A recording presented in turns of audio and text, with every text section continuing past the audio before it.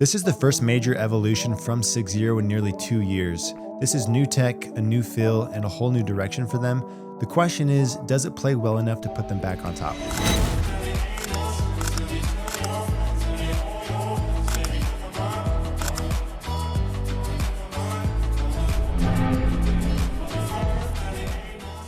Hey, Braden here with Pickleball Effect. I wanted to add a short note for transparency before we get into it.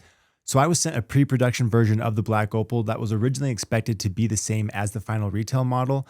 However, 6.0 ended up making a few small last-minute tweaks before launch, mainly adding a little bit of reinforcement to the throat area. From what I've been told, the production and pre-production versions are pretty well the same paddle. This review is based on my experience with the pre-production model, and I'll share an update video if I notice any performance differences once I receive and get to test the production version. All right, so that was it. Let's get back to the video.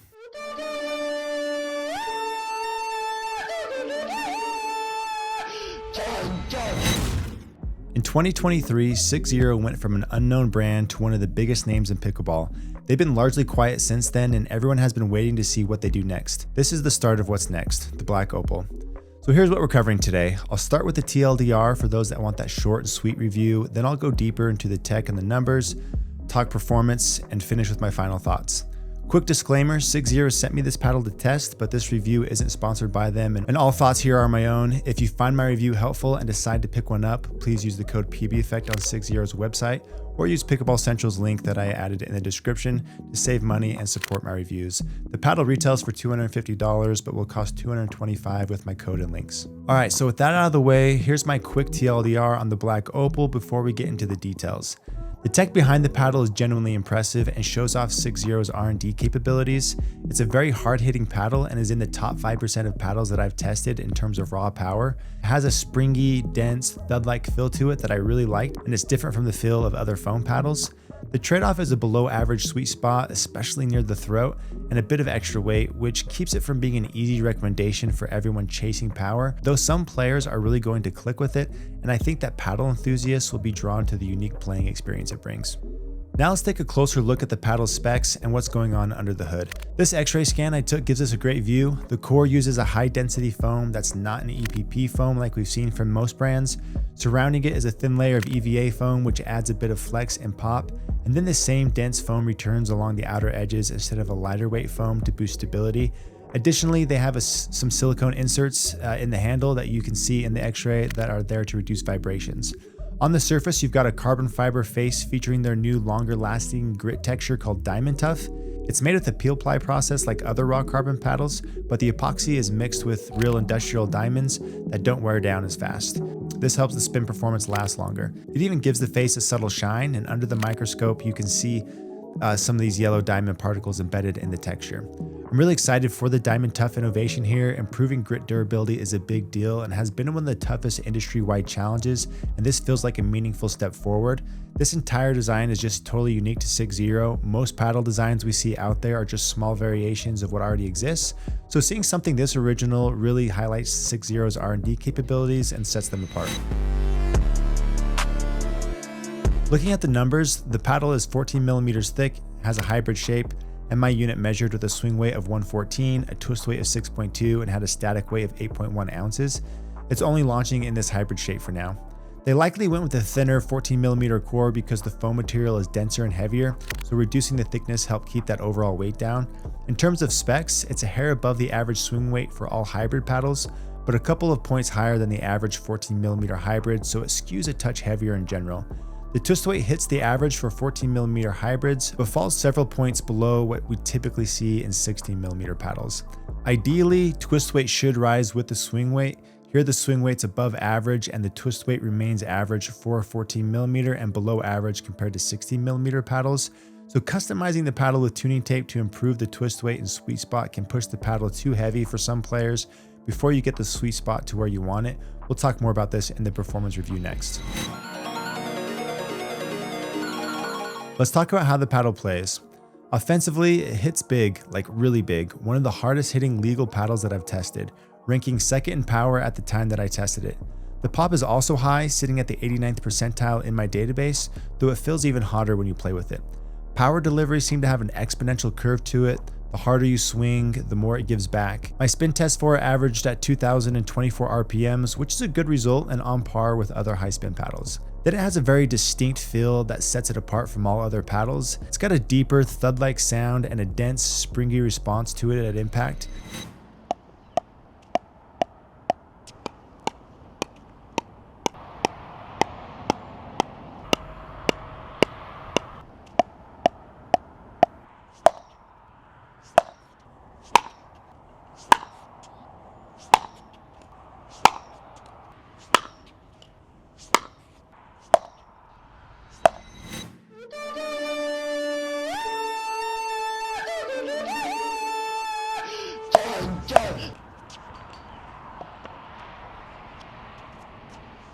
I wouldn't describe it as crisp and hollow like we're getting from EPP floating core style paddles. I loved how it felt, firm and connected without being too harsh. It's softer at impact compared to EPP floating core paddles, but isn't too soft, so it still gives you clear feedback on contact, which helps you dial in the paddle. The closest comparison I can think of is the Gearbox Pro Ultimate 16mm, though the Opal feels even denser and more solid through impact than it. There's also this springy sensation to it where the ball seems to pocket and then jump off the face, similar to a Gearbox GXT Power, though the launch angle on the Opal is more normal and not as high as that Gearbox. At first, the spring off the paddle combined with the paddle's bigger power caught me off guard. I was spraying balls long and high and was just not very consistent with it. I've had that experience with other power paddles before, and sometimes I'm just never able to really dial those in, but with the Opal, I adjusted and felt pretty confident with it. Once I got used to the timing, that pocketing and rebound effect started working for me instead of against me, I was surprised how well I was able to control it after I adjusted. This is in relation to other really big power paddles like the Body Helix Flick F1 or the Rhombus Ripple. I got to a great place with my drops and dinks, though you had to be delicate on resets and intentional when attacking. However, I never quite got to the point where I was controlling it as well as like some mid or lower tier power paddles like a Honolulu J2NF or something like that. It is generally still a more difficult paddle to control the pace of play with and will expose players with poor technique. If the face is ever open too much or you put a jerky swing on the ball, then it's going to pop up or sell out on you. During this review, I had to solely focus on this paddle. If I played any other paddle and then went back to the Opal, it was as if I had to restart and readjust to it because I would just start popping things back up again. But when I stuck with it, I would develop a pretty good sense for it. Towards the end of my 2-week playtesting period, I noticed that there were several points when I was in a defensive position and would catch a ball off balance or stretched out and would sometimes be able to keep that ball low and in play to recover the point, which is something that I was just really never able to do with other big power paddles. While the Black Opal shines offensively and has excellent feel, it isn't as strong when it comes to the sweet spot size and maneuverability. The paddle is noticeably weaker near the throat. If I ever caught a dink or a drop low on the face, it often didn't have enough rebound to stay in play. On faster shots like blocks or counters though, if I caught it on the throat or just lower on the face, it usually had enough pop. It was just those slower shots when that one came into play. Side to side, forgiveness is a little below average for a hybrid shape too. In stock form, the sweet spot just comes into play too much and it's worth adding some weight to improve its stability. After experimenting with a few setups, I landed on this one. 3 grams of 0.5 gram per inch tape on each side starting from the bottom corners.